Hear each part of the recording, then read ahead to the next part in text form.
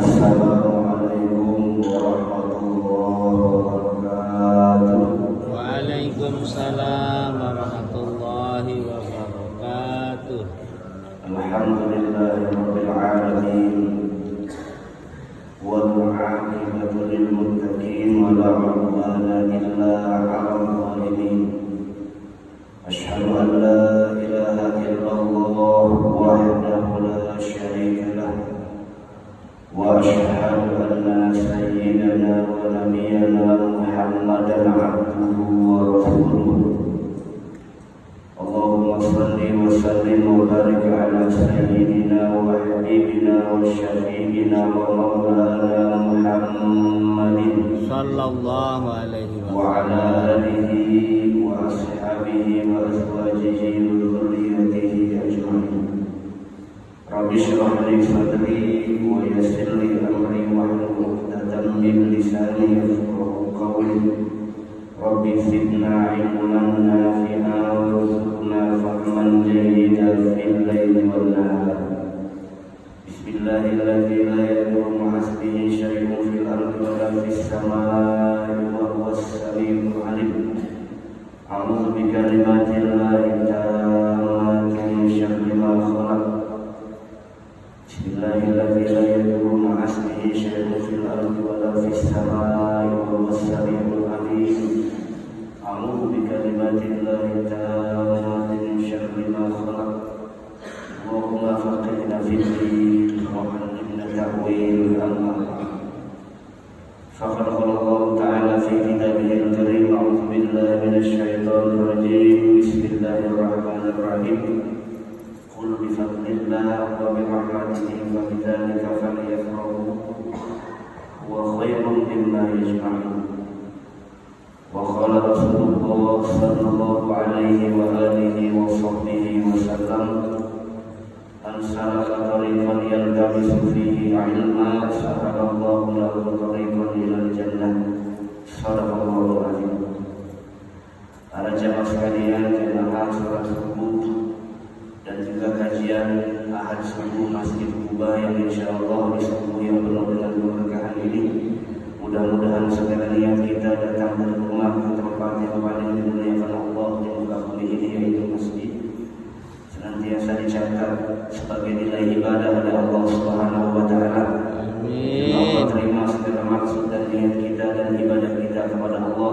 Amin. Dan juga Allah ampuni segala dosa-dosa kita. Amin. Amin. Amin. Kita bersyukur kepada Allah Subhanahu wa taala bahwa Allah masih berikan kita nikmat sehat, panjang umur sehingga kesehatan dan umur yang masih diberikan oleh Allah mampu kita tasarrufkan, kita aplikasikan, kita gunakan untuk taat ibadah kepada Allah Subhanahu wa taala. Dan kita mohon kepada Allah dengan wasilah kebaikan dan ketaatan yang kita tunjukkan kepada Allah, mudah-mudahan kita diberikan istiqomah untuk taat ibadah kepada Allah sampai akhir hayat kita. Amin ya rabbal alamin. Salawat dan salam yang selalu kita lantunkan kepada junjungan alam sayyidul mawjud baginda Rasul Nabi besar Muhammad sallallahu alaihi wasallam. Para jamaah sekalian yang insyaallah dirahmati oleh Allah Subhanahu wa taala, mari sama-sama kita mulai dengan membaca kembali Al-Qur'an surah Al-Fatihah. Semoga apa yang menjadi niat, maksud dan juga harapan kita senantiasa diijabah oleh Allah dan Allah berikan kita ilmu yang bermanfaat. Ala hadhihi niyyah wa niyyah salihah ila hadatin Nabi Mustafa Muhammadin sallallahu alaihi wasallam. Bismillahil Fatihah. A'udzu billahi minasy syaithanir rajim. Bismillahirrahmanirrahim. Alhamdulillahirabbil alamin arrahmanir rahim maliki yaumiddin. Iyyaka na'budu wa iyyaka nasta'in ihdinas siratal mustaqim. Shiratal ladzina an'amta 'alaihim ghairil maghdubi 'alaihim waladdallin. Bismillahirrahmanirrahim. Para jamaah sekalian, Allah Subhanahu wa taala, pagi ini kita akan membahas sesuatu yang bisa menghijab, menghalang-halangi kita dari membangun hubungan yang intim dengan Allah Subhanahu wa taala. Karena tupoksi manusia secara umum Walaupun manusia sebetulnya tidak dibatasi hidup di alam dunia ini hanya sekedar belajar, tidak. Jadi Allah tidak seotoriter itu, tidak. Manusia tidak dibatasi harus hanya urusan ukhrawi saja, tidak. Urusan dunia pun silakan dicari. Cuma satu yang Allah pengen dan Rasulnya, jangan masuk ke hati. Silakan punya uang yang banyak, silakan. Karena menjaga harta pun termasuk maqasidus syariah. Menjaga harta, mencari harta untuk kehidupan ibadah, untuk kehidupan berkeluarga, untuk bisa membantu fakir miskin, itu pun salah satu dari orientasi dan tujuan syariah. Artinya kita tidak dibatasi hanya mencari ukhrawi saja oleh Allah Subhanahu wa Ta'ala. Boleh silakan saja. Ka'annaka ta'ishu abadan. Begitu kata Rasulullah. Kalau engkau hidup di alam dunia, bayangkan seolah-olah engkau seperti hidup selama-lamanya. Supaya spirit untuk mencari urusan dunianya itu menyala-nyala. Supaya nanti yang mencari dengan semangat spirit dan hartanya itu bisa ditasalurkan di jalan Allah Subhanahu wa Ta'ala. Selama caranya bagus dan baik, enggak masalah. Hanya yang dituntut oleh Allah, silahkan Anda cari urusan dunia, tapi jangan sampai urusan dunia masuk ke hati. Ini yang susah. Ya ayyuhan nas, inna wa'dallahi haqq, fala taghurrannakumul hayatud dunya. Nah, itu jadi awalnya itu dulu kata Allah. Fala taghurrannakumul hayatud dunya. Jangan mudah kamu tertipu dengan urusan dunia. Sebetulnya kalau untuk meminimalisir kita jatuh dan larut dalam kecintaan dunia, itu masih lebih mudah daripada yang kedua ini kata Allah. Wala yaghurrannakum billahil ghurur. Dan jangan sekali-kali Anda tertipu seolah-olah karena Allah, padahal bukan karena Allah. Itu yang disebut maghruri, orang-orang yang tertipu dengan amalnya, tertipu dengan hartanya, tertipu dengan kehidupannya. Maka sampai ada ulama menulis satu karya ilmiah, judulnya Asnaful Maghrurin. Asal ayatnya yang tadi dikembangkan, ditafsirkan kelompok-kelompok orang yang tertipu daya dari Allah Subhanahu wa Ta'ala. Yang pertama adalah al-ulama. Ulama orang pertama tertipu dari Allah.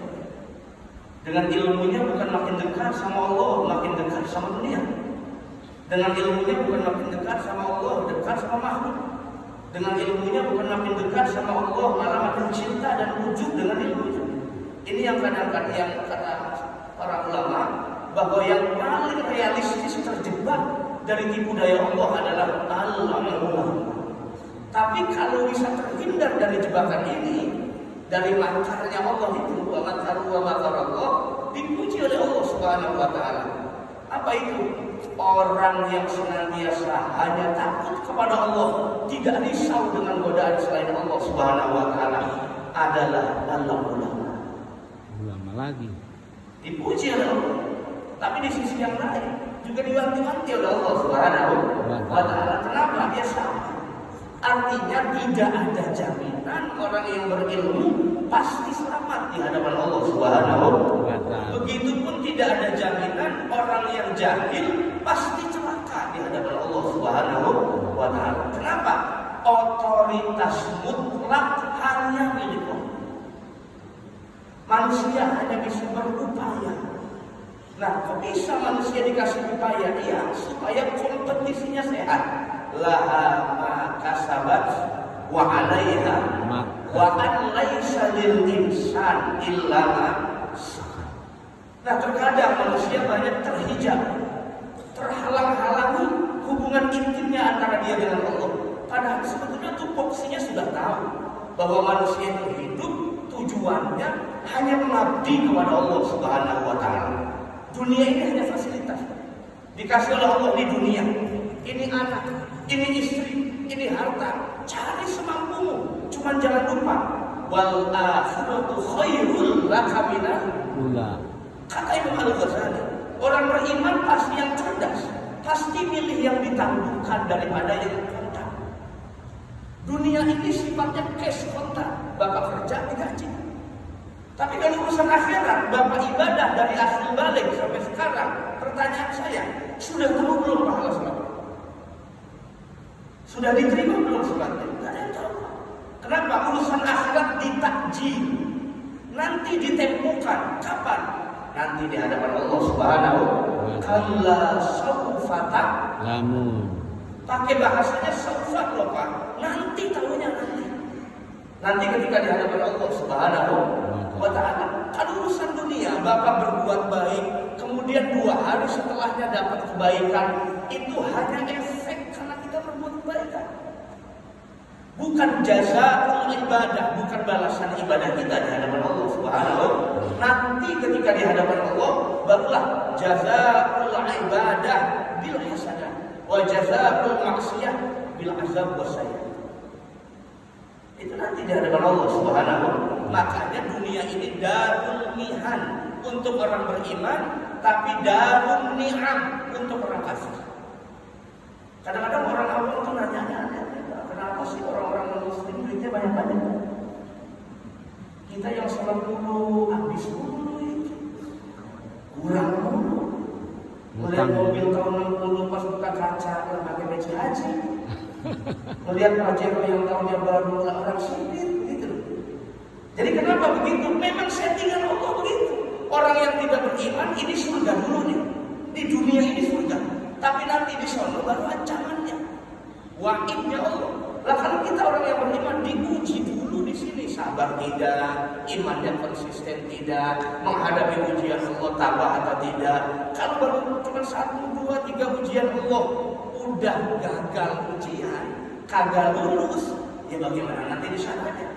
Padahal dalam hadis Rasulullah SAW mengatakan Allah itu ketika memberikan ujian, maka ciri Allah sayang kepada hambanya.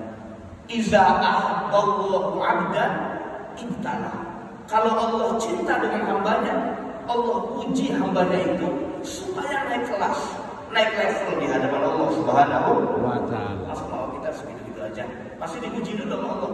Ahasiban nas ayyutraku ayyaqulu amanna wa hum la yuftanun. Apakah manusia menyangka, mengira mereka beriman dan dibiarkan begitu saja oleh Allah? Tidak. Diuji orang yang mengaku beriman. Amantu billah wa bi rasulih. Saya beriman kepada Allah dan Rasul saya. Rasul akhir zaman, Nabi paling mulia, ketika berkomitmen beriman kepada Allah, turun ujian dari Allah. Supaya apa? Supaya Allah tahu kualitas dan level dan tulus imannya kepada Allah Subhanahu wa ta'ala. Salah satu yang menjadi faktor ujian iman seseorang, ujian ibadah seseorang adalah masiwal haq. Nah, ini yang akan kita bahas. Masiwal haq, apa saja yang selain Allah, atau kalau bahasa terminologi akidah namanya alam. Yang sehari-hari dekat dengan kita, anak kita namanya alam. Selain Allah kan alam. Istri kita namanya alam. Jabatan kita namanya alam. Rumah kita namanya alam. Annama siwallah, apa saja selain Allah namanya alam. Jika cinta kita melebihi cinta kita kepada Allah, cinta kita kepada alam semesta selain Allah melebihi cinta kita kepada Allah, jangan salahkan Allah. Selama ini nikmat ibadahnya dicabut Allah SWT. Jadi tahqiq membenarkan kecintaan kita kepada Allah, jalannya cuma satu. Apa itu? Ittiba'u Rasulillah sallallahu alaihi wasallam. Qul in kuntum tuhibbunallah fattabi'uni. Ini ayat turunnya ke Nabi Muhammad. Nabi Muhammad ketika menyampaikan kepada umat, makanya pakai dhamir mutakallim. Fattabi'uni. Kalau engkau benar cinta kepada Allah, ikuti aku. Diperkuat ayat yang lain, wa ma atakur rasulu fakhudhu wa ma nahakum anhu Bukankah apa yang Rasul sampaikan kepada kalian perintah penuhi, kerjakan. Tapi apa yang dilarang oleh para Rasulullah jauhilah. Kenapa? Itu semata-mata perintah dari Allah Subhanahu wa Ta'ala. Jadi nggak ada sama sekali itu. Nabi Muhammad punya ambisi dunia itu nggak ada. Loh, itu buktinya nikah. Nah, itu yang kadang-kadang saya jelaskannya seperti apa ya? Nabi itu menikah hanya tasliyah saja, tasliyah. Bukan kebutuhan atau nutrisi syahwat kayak kita, bukan. Kalau kita ini kan Pak, menikah, belanja, beli pajero, itu kan nutrisi syahwat itu. Tapi kalau Nabi Pak jadi pemimpin ahli Madinah pada saat itu, kemudian juga menikah, diizinkan oleh Allah lebih dari 4. Itu bukan untuk nutrisi syahwat, tapi tasliyah. Tasliyah itu artinya di tengah beratnya perjuangan dakwah, di tengah beratnya ujian dakwah, di situ dihibur Allah dengan dibolehkan menikah lebih dari 4. Ini maksudnya. Karena dakwahnya berat sekali ujiannya. Banyak orang-orang para nabi yang ulul azmi itu memutuskan untuk, ya Allah, terserah engkau deh. Mau diazab-azab kadang-kadang. Saya berdakwah ratusan tahun. Nabi Nuh udah jenuh. Ulul azmi itu nabi yang 5 itu sayyidnya ya Nabi Muhammad itu. Hanya Nabi Muhammad yang gak pernah mengucap mengeluh sama Allah, kayaknya saya gak sanggup di dakwah. Paman saya sendiri yang kerotnya. Paman saya sendiri yang menghalangi saya berdakwah. Paman saya sendiri yang membuat saya seperti ini, ya Allah. Saya diintimidasi dengan orang terdekat saya sendiri. Makanya ulul azmi penghulunya hanya Sayyidina Muhammad. Karena nabi yang lain selalu bilang, ya Allah, saya sudah tidak sanggup, semuanya aku kembalikan kepada Engkau. Akhirnya apa? Ya Allah bilang, pindah dari negeri itu, pindah dari tempat itu. Karena nggak mungkin Allah turunkan azab kalau di situ ada kekasihnya. Wa ma kana Allah mu'adzibahum wa anta fihim. Wa ma kana Allah yu'adzibahum wa anta fihim. Wa ma kana Allah mu'adzibahum wa hum yastaghfirun. Nggak mungkin Allah mengazab kalau di situ ada Nabi dan Rasul. Disuruh pindah dulu. Maka Nabi Nuh pindah dulu sama umatnya, Nabi Lut pindah dulu sama umatnya, baru dulu. Kalau udah Rasulnya yang minta, Allah nggak bisa. Allah nggak bisa ditunda-tunda. Kalau udah Rasul kekasihnya yang minta, Nabi yang minta, waliullah yang minta, langsung kontak. Tapi kalau orang kayak kita, nggak tahu. Kadang-kadang doanya terus, benar apa enggak? Niatnya benar apa enggak?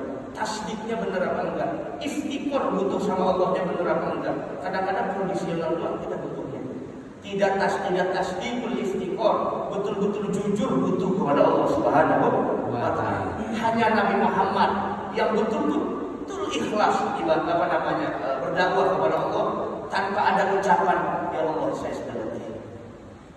Makanya Nabi Muhammad paling mulia di sisinya Allah Subhanahu wa Ta'ala. Walaupun umat akhir zaman umurnya cuma 63 tahun, tapi kualitas dan levelnya melebihi nabi-nabi dan rasul terdahulu. Sama kita juga Pak. Kuntum khairan ummah. Kita ini adalah sebaik-baiknya umat yang dikeluarkan Allah.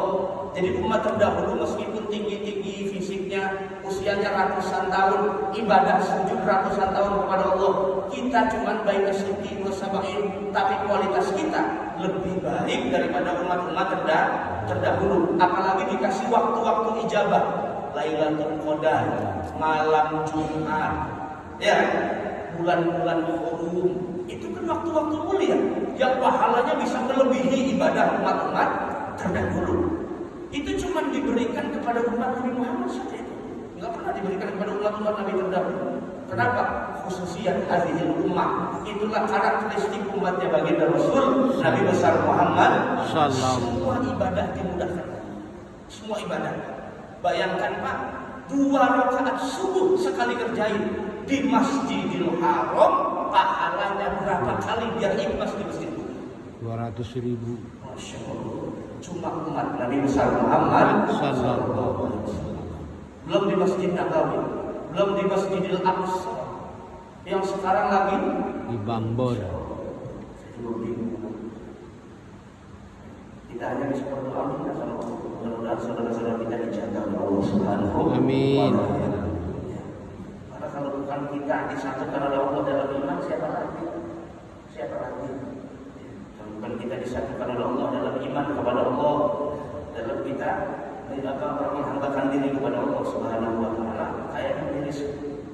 Saya juga nggak paham kenapa watak orang-orang Yahudi memang dari dulu di Quran ditasbihkannya begitu. Susah. Apalagi ini bukan hanya bicara politik, Timur Tengah tidak. Tapi ini sudah banyak bicara doktrin. Jadi politik terkontaminasi dan masuk kepada doktrin. Semuanya mengaku itu punya saya. Yerusalem itu menurut Israel itu tempat suci, menurut Nasrani itu tempat suci, menurut Islam pun sama, itu tempat suci. Makanya Yerusalem itu tempat bertemunya 3 agama samawi, Yahudi, Nasrani, Islam. Agama Abrahamik, Semit. Bertemunya di situ. Semua tradisi kenabian adanya di sana. Makanya Palestina itu disebut Ardul Anbiya, tanahnya para Nabi. Susah. Sekarang melihatnya udah kemanusiaan saja, tidak cuma susah. Maksudnya apa? Tapi namanya di alam dunia pasti bisa berubah. Namanya di alam dunia, yang nggak bisa itu nanti di sana. Susah kalau merawatnya juga di dunia, boleh. Jadi berdoa ya. Karena kita di sini bisa ngaji enak, nyaman, sampai di samping nyamannya lurus. Sampai di sana Pak, khawatir mau sholat aja takut kenapa nyawanya terancam. Kalau di sini kita nyaman, masya Allah, sarapan juga nyaman, apa nanti masih bisa ngopi, satu ember pagi-pagi. Di sana mana bisa ngopi? Yang ada khawatir sensi hidup nggak bisa. Begitu kira-kira. Ibadah juga masya Allah khawatir sekali. Makanya saya bilang di Indonesia rahmat dari Allah Subhanahu. Wataknya beda-beda, sukunya banyak, kok ada lainnya bagus. Makanya ada ulama Timur Tengah yang memprediksi nanti suatu saat Indonesia jadi kiblatnya muslimin di dunia. Amin. Tidak hanya dari segi agama, dari segi harmonisasi sosial. Kenapa? Karena agama harus berimplikasi pada kesalehan sosial. Coba kurang banyak orang Indonesia, orang Eropa datang kemari sekitar santun. Betul nggak? Walaupun kadang-kadang motifnya macam-macam. Itu. Orang-orang yang sana, Asia sana yang sipil-sipil datang kemari kita santun. Memang itu karakter orang Asia gitu, santun-santun. Orang Solo belum tentu, apalagi Arab. Orang Arab kan kalau ngomong kayak bentar. Ya haji, haram gitu. Padahal itu ngomong biasa, cuma kayak bentar. Buat orang Asia itu kayaknya enggak. Orang marah kenapa ini orang begitu? Habis domelin bininya di rumah itu susah juga. Itu karakter namanya Pak. Beda likum matin amalah. Setiap umat punya amalnya masing. Lewat di depan orang sholat bagi orang Arab biasa itu. Bagi orang Indonesia nggak biasa. Ada orang sholat lewat aja di depannya, pasti dia mau bangun dulu ke sono. Meskipun tatoknya banyak di sini preman, tapi ngeliat orang sholat, nanti dulu deh lewat. Segitu aja preman itu. Kalau di sana pakai gamis ngelangkain orang sholat. Di sana. Itu bukan hanya pada pusat di Masjidil Haram, bukan cuma di Haram. Di tempat yang lain sama. Sama seperti kenapa? Itu bukan agama Pak, yang begitu-begitu namanya budaya, karakter. Kalau orang Indonesia kadang premannya aja malu ketemu Ustaz. Ustaz lagi gak enak. Langsung mencium tuh tatonya. Itu preman di Indonesia loh Pak, berarti premannya aja masih bagus. Kata saya Masya Allah, Rabbi. Makanya saya bilang berkah Indonesia luar biasa. Ya, makanya kita tiap doa habis sholat minta di tanah kita yang kita pakai untuk sujud kepada Allah supaya dijaga oleh Allah Subhanahu wa taala. Nah, bergantung kepada makhluk, bergantung kepada syahwat dalam diri, inilah penyebab utama seseorang ibadahnya tidak pernah sampai kepada Allah. Puasa tidak sampai, sholatnya tidak sampai, sedekahnya tidak sampai. Kenapa? Ukuran ibadahnya bukan Allah. Saya ibadah karena ma'al khalqi, lagi ada orang. Nah, itu nanti maksudnya pada pembahasan yang real. Yang penting bersandar, beriktimatnya hanya kepada Allah, jangan kepada selain Allah Subhanahu wa taala. Itu yang bahaya. Bukan nggak boleh Pak, bermuamalah silakan, karena agama juga mengatur muamalah. Ada hukum jual beli, ada hukum rahim, gadai-menggadai, ada hukum yang ijaroh, ya, barang dagangan ini banyak sekali. Bahkan sampai hukum jinayat, hukum pidana pun diatur. Tapi masalah pengaplikasian itu boleh disesuaikan dengan kondisi masyarakatnya. Itu. Kalau urusan ibadah, sholat 5 waktu, puasa di bulan suci Ramadan, pergi haji, zakat, itu Pak, mau dimanapun tempatnya, bagaimanapun kondisinya, tetap harus dikerjakan dan diterapkan. Yang 5 itu, yang 5 yang utama. Nggak boleh enggak, kecuali haji, perintahnya nggak tegas. Karena ada kata-kata manis atau ada kata-kata itunya, berarti perintahnya itu muqayyad namanya. Dikaitkan dengan kata-kata istiqomah. Beda dengan yang lain. Salat juga sama. Makanya sampai ada ulama mengatakan setiap perintah Allah pasti ada kemurahan Allah di baliknya. Gak mungkin enggak. Setiap perintah Allah pasti ada rahmat di balik perintah Allah itu. Salat gak bisa berdiri, boleh duduk. Salat sunnah sedang dalam safar, boleh sambil berkendara. Terus zakat, kalau yang tidak punya zakat, tidak punya keluasan rezeki, ya jangan jadi musaki, jadi mustahik. Mustahik. Lebih enak. Tinggal nadang-nadang doang. Atau kalau nggak diem aja deh, sedekah sunnah aja, sedekah sunnah, atau sedekah Jumat, jangan jadi musaki. Karena kalau zakat maknisopnya diatur, tahunnya diatur. Kenapa? Wajib, ibadah wajib harus ketat aturannya ketimbang sunnah. Kalau yang sunnah sedekah, kapan aja boleh. Bapak mama anak yatim boleh, fakir miskin boleh, janda masih muda juga boleh. Alhamdulillah. Kalau doyan, ya, takut aja. Boleh Pak.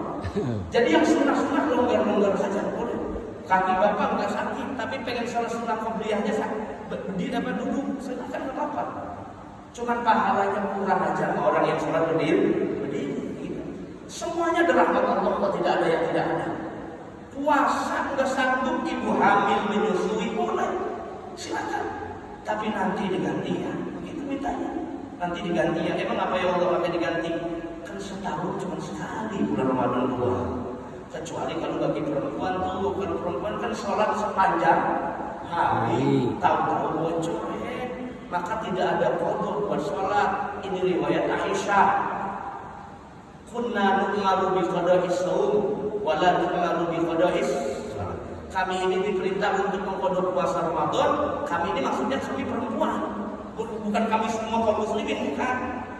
Kami perempuan dan kami tidak disuruh untuk mengqada salat 5 waktu. Iya kalau yang haidnya sehari semalam.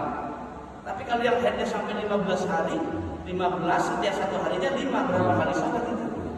Kalau kali itu aja. Nah itu kemurahan Allah kepada kaum perempuan. Jadi kalau bapak pengen ringan sholatnya, nanti mau kena ringan sholatnya. Gak usah ke masjid. Kalau laki-laki bang nggak ada batas begitu. Jadi nggak ada sholat terus nggak ada itu. Jadi nggak ada. Walaupun setiap kita ada, ini kaidahnya nih. Apakah setiap perintah itu harus buru-buru dikerjakan? Apakah setiap perintah harus langsung dikerjakan? Enggak. Jadi setiap perintah itu nggak langsung buru-buru dikerjain, enggak. Ya, al-aslu fil amri la yufidul faur. Setiap perintah itu tidak langsung harus buru-buru dikerjakan. Kenapa? Karena ada waktu yang dikasih oleh Allah Subhanahu wa taala. Kayak sholat waktunya kan 5. Ada berapa? 5 ya? 5. Pertama subuh. Nah itu masih juga tahu dari kecil. Bukan subuh, zuhur, asar, bukan. Itu pada dari TK itu saya hafal tuh. Zuhur, asar, bukan itu yang saya tanya. Waktu sholat kan 5. 1, waktu fadilah namanya, awal waktu. Waktu sholat, waktu kerjainnya. Yang kedua, waktu ikhtiar, pilih-pilih. Waktu ikhtiarnya kalau awal waktu sudah lewat. Awal waktunya, keutamaan awal waktunya lewat. Yang kedua, waktu ikhtiar namanya. Yang ketiga, waktu boleh, jawaz. Yang keempat, waktu makruh, sholatnya sah tapi ma'al karuhah, makruh saja. Yang terakhir, waktu haram, sholatnya sah tapi haram ngerjainnya. Kenapa? Karena itu udah memasuk waktu sholat yang lain. Jadi kira-kira bapak sholat maghrib, separuh rakaatnya di waktu maghrib, separuh pas salamnya assalamualaikum warahmatullahi wabarakatuh, udah di waktu isya. Itu namanya sholat di waktu haram. Sholatnya sah enggak? Sah, tapi ma'al hurmah, beserta haram. Sama seperti ada orang sholat, Ustaz, apa hukumnya orang sholat tapi sejadahnya boleh gosok, sendalnya juga habis ngambil Jumatan, sendalnya. Hukumnya apa? Sholat tapi sejadahnya boleh gosok. Sholatnya sah apa enggak? Kalau menurut gurunya Imam Ahmad, sholatnya sah tapi haram, karena dia sejadahnya boleh gosok. Kata Imam Ahmad bin Hanbal, tidak sah. Kenapa? Tidak mungkin perintah Allah dibangun atas yang diharamkan. Loh kok beda? Ya kagak apa-apa kalau orang alim beda. Ya gak boleh reject beda pendapat. Orang alim beda pendapat rahmat Allah lah. Karena ilmu Allah Luas. Gak apa-apa orang alim. Yang gak boleh namanya alim dari lahir. Sampai ada orang santri saya kira saya mah Habib, Habaib. Ternyata nanya bapaknya, kalau enggak usah, emang dari kecil di akte namanya Habib. Bukan Suriah beneran, bukan. Emang namanya Habib, kan seperti kok Habib mancung enggak, enggak. Rada gelap dikit kulitnya kata saya. Bisa kan Habaib putih kulitnya kan, kecuali kita dari kecil main layangan. Jadi kulitnya rada hitam dikit. Masya Allah. Jadi sesuatu yang bisa menghalangi kita dari Allah adalah bergantung berlebihan kepada makhluk. Kan gak ada yang dilarang. Kita makan boleh, kita minum boleh, kita mencari rezeki boleh, silakan. Cuma satu kata Allah, jangan sampai urusan akhirat, urusan dunia masuk dalam hati. Ini yang disebut anna inqita'al khalqi anil haq biwuqufihim ma'al khalqi wa ma'a anfusihim.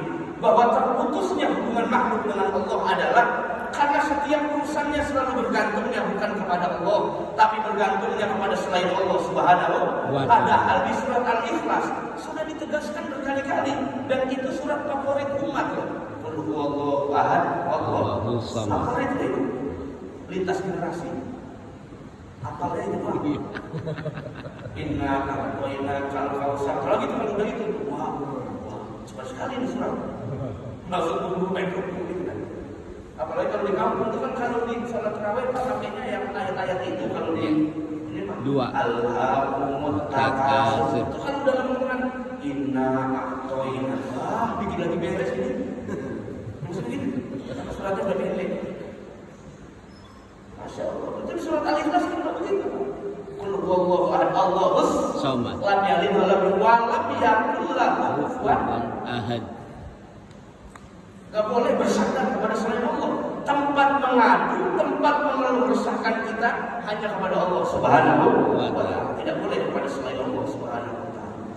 Karena kebanyakan seperti itu, sama Pak, kita juga sama seperti itu. Kalau sudah bergantungnya kepada selain Allah, dipuji oleh Allah, coba ibadah betul-betul terus juga kepada Allah Subhanahu wa ta'ala. Kullu ulaika kana anhu mas'ula. Apa saja nanti yang kita kerjakan di alam dunia ada mas'ulnya. Mas'ul itu pertanggungjawaban. LPJ. Pertanggungjawaban. Ada mas'uliyahnya nanti di hadapan Allah. Terutama orang tua didik anaknya, guru terhadap muridnya, dosen terhadap mahasiswanya, DKM terhadap jamaahnya. Itu ada mas'uliyahnya. Pertanggungjawaban di hadapan Allah Subhanahu wa ta'ala. Kemana ini anak-anak murid kamu baca? Kemana mahasiswa kamu arahkan? Kemana anak-anakmu kamu arahkan untuk di dunia atau akhirat? Kemana di jamaah masjid ini kamu arahkan? Kepada Allah atau kepada yang lain? Itu nanti semuanya akan ditanya oleh Allah Subhanahu wa ta'ala. Orang yang berlebihan kan nggak boleh Pak. Kan kalau makan mah enakan makan nafsu ya. Jadi enaknya kenyang gitu loh kalau makan nafsu. Jadi makan minum itu memang butuh nafsu Pak. Kalau nggak butuh nafsu nggak nikmat rasanya. Harus butuh nafsu. Mohon maaf, berhubungan dengan istri, muasyarah, berhubungan dengan istri, hubungan seksual itu juga butuh nafsu. Tapi bedanya diatur oleh Allah dan Rasulnya. Bukan berasa musuh kayak kucing, enggak. Itu urusan yang lain. Diatur oleh Allah Subhanahu Wa ta'ala. Yang Allah pengen bukan Anda mengandalkan itu. Karena kalau Anda statusnya hanya bersandar kepada syahwat, bersandar kepada selain Allah, nggak ada bedanya di antara kita dengan hewan. Ulaika kal an'am bal hum adall. Mereka seperti binatang, bahkan lebih sesat daripada binatang di hadapan Allah Subhanahu. Kenapa Allah sampai bilang bal hum adall? Kenapa sampai bilang begitu, Pak? Sebetulnya kan simpel, langsung bilang aja ulaika kal an'am. Mereka seperti hewan ternak. Kenapa harus ada bal lil idrob intikoni? Dalam bahasa Arab kan bal itu ada dua makna. Idrob ibtoni membatalkan statement sebelumnya, ada yang menguatkan statement sebelumnya. Nah, yang ayat Quran ini baknya itu mengandung makna idrob intikoni, bahkan lebih sesat dari binatang. Kenapa? Karena manusia udah dikasih akal pikir, dikasih kemampuan, kok masih lebih hina gitu loh dari binatang. Masih ngikutin gaya binatang, tidak pakai sifat insaniahnya yang pernah saya singgung di sini. Salah satu karakter sifat insaniah adalah mengandalkan pikiran, bukan mengandalkan Syahwat. Kalau yang ada di syahwat itu level bahaim namanya, level hewan binatang ternak. Tapi kalau level insaniah yang dia andalkan ini, bertafakur terhadap ciptaan Allah, bermuhasabah terhadap ibadahnya, memikirkan dosa-dosanya sehingga ingin taubat. Ini yang diandalkan. Makanya Allah sering katakan, kamu ini berpikir atau tidak? Kamu ini mentadaburkan Quran atau tidak? Afala ta'qilun, afala tatafakkarun, itu terus. Tidak pernah disebutkan afala taf'alun. Sedikit saja yang sering disinggung Allah itu afala ta'qilunnya. Kenapa? Jangan sampai manusia statusnya merosot jadi binatang. Karena punya akal pikir dari Allah Subhanahu wa ta'ala. Maka orang yang sering beribadah kepada Allah tapi masih risau dengan gangguan makhluk, mohon maaf. Orang kalau sudah nyaman imannya kepada Allah, Pak, cacian, makian, penilaian makhluk apa saja itu biasa saja. Reaksinya biasa saja. Biasa saja. Kalau sudah bebas dari apa saja yang selain Allah Subhanahu wa ta'ala. Kayak Nabi itu loh. Nabi itu kan jarang sekali respon terhadap hal-hal yang tidak penting bagi Nabi. Kecuali hal-hal tertentu. Contoh. Ada cerita tentang hadisul ifki. Hadisul ifki itu tanda kutip Aisyah selingkuh. Betul? Ada cerita. Ibnu Katsir menyinggung juga itu dalam tafsir. Ada lagi tentang ayat yang setan, ayat Ghoronik pernah dengar? Ayatul Ghoronik pernah dibahas di sini mengaji tafsir? Belum. Ntar minta bukunya. Ayatul Ghoronik itu dalam studi tafsir ada orang yang menyelewengkan Al-Quran. Katanya enggak semua ayat Quran yang 30 juz ini semuanya dari Allah. Ada sebagian ditalkin sama setan katanya. Jadi Nabi Muhammad itu sempat ditalkin setan, enggak ditalkin malaikat Jibril. Namanya ayat Ghoronik. Itu Ibnu Taimiyah membahas, Ibnu Katsir membahas, Ibnu Qayyim membahas. Ibnu Qayyim kan nulis tafsir kecil, Pak. Namanya Tafsir Al-Qayyim. Nulis kecil sih. Saya punya itu tafsirnya. Kalau Ibnu Taimiyah kan gede, Tafsir Al-Kabir. Sama dapat ikut tafsir, saya punya juga itu. Salah satu yang dibahas habis-habisan oleh Ibnu Taimiyah membantah tuduhan orang-orang yang mengatakan bahwa Quran yang 30 juz itu, Pak, ada sebagian ditalkin setan. Nah, itu sebetulnya orang-orang orientalis yang tidak senang dengan studi-studi Islam, terutama adalah studi tafsir. Kenapa Ibnu Taimiyah paling semangat membahas tentang ayat Ghoronik? Karena Ibnu Taimiyah itu nulis buku judulnya Muqaddimah fi Ilmi Tafsir. Dia termasuk orang yang banyak mempopulerkan ilmu. Syekh Saleh bin Utsaimin mensyarahkan dan seterusnya. Itu ayat Ghoronik itu, Pak, itu kan seolah-olah stigmanya negatif tentang Nabi Muhammad, termasuk hadisul ifki. Akhirnya kan terjadi perang besar dalam sejarah Islam. Apa, Pak, yang disebut dengan perang onta itu? Perang Jamal. Bukan Bang Jamal, perang Jamal, perang onta antara kubu Sayyidina Ali dengan kubu Ummul Mukminin Aisyah binti Abu Bakar. Perang Jamal itu pas kali wafatnya Nabi Muhammad. Kenapa? Karena begitu tuh pengikut Sayyidina Ali terlalu fanatik. Ya seperti itu. pendukung Aisyah juga seperti itu. Akhirnya apa? Yang terjadi nggak kebendung juga. Itu bukan urusan yang lain, itu di luar doktrin agama ya. Itu persoalan politik yang di luar yang diajarkan oleh Nabi Muhammad Sallallahu. bukan berarti melenceng. Jadi itu ada persoalan yang terlalu sensitif, akhirnya masuk di tengah-tengah umat, timbul fitnah. Jadi seolah-olah ada pihak yang ingin membantu domba antara mertua dengan menantu. Sayyidina Ali dengan Aisyah. Akhirnya terkenalah perang Jamal. Perang Jamal udah beres, ada lagi perang antara gubernur sama khalifahnya. Gubernur pembangkang namanya Muawiyah bin Abi Sufyan. Ini kalau saya bilang Muawiyah pembangkang nih, ini orang Syiah dibilang gini bang. Ini kalau saya bilang Muawiyah pembangkang itu orang Syiah, terima kasih Ustaz.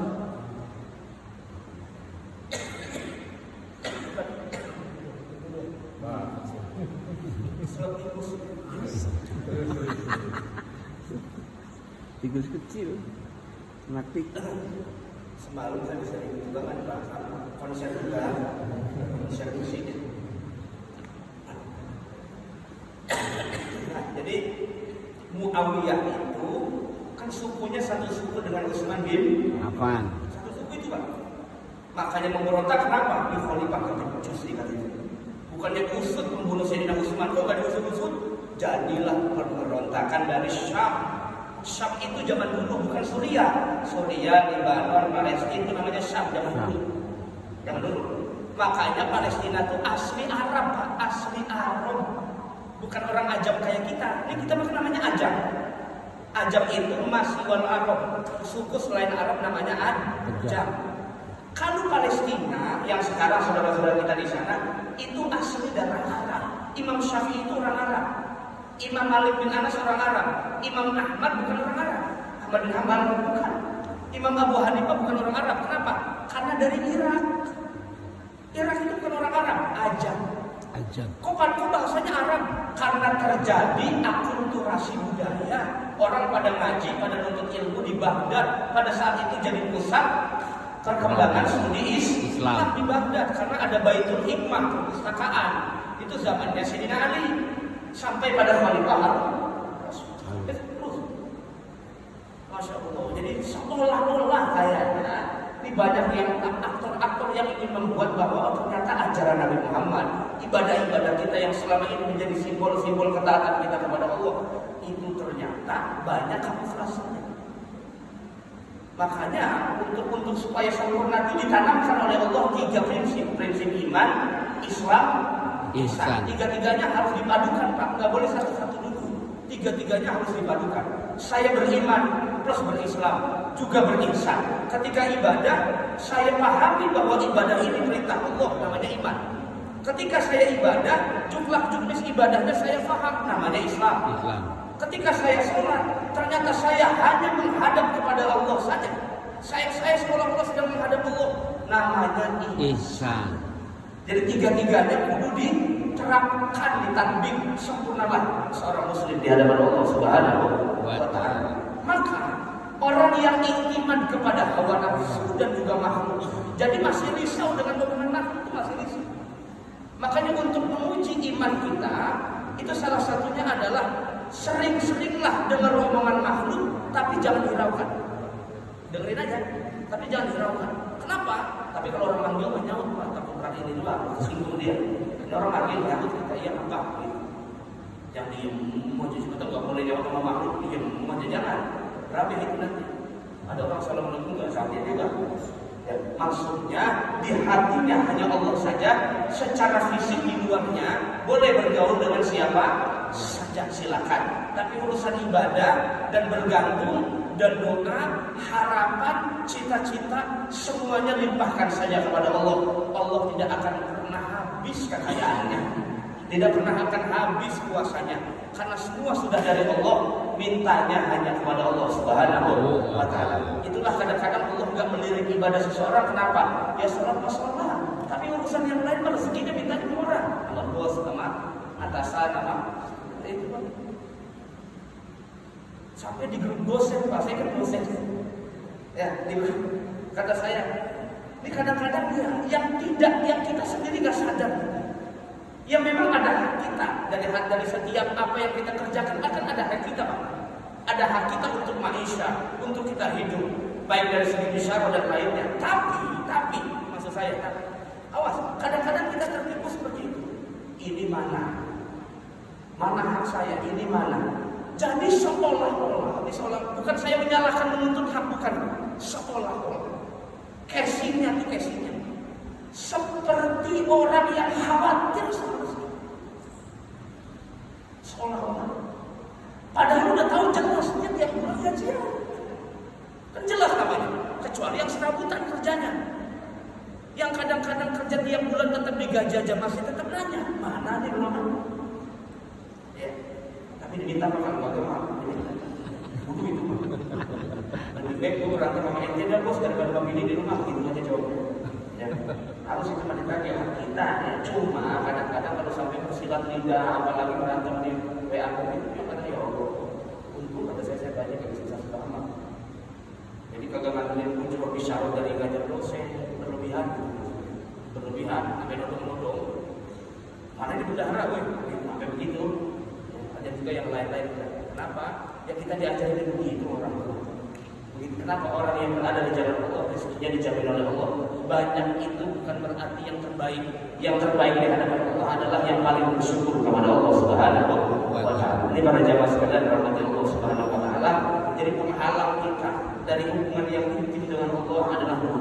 Yang pertama adalah makhluk. Silakan bertaamul, tapi jangan sampai berlebihan. Ya. Cinta istri boleh nggak Pak? Boleh. Cinta anak boleh.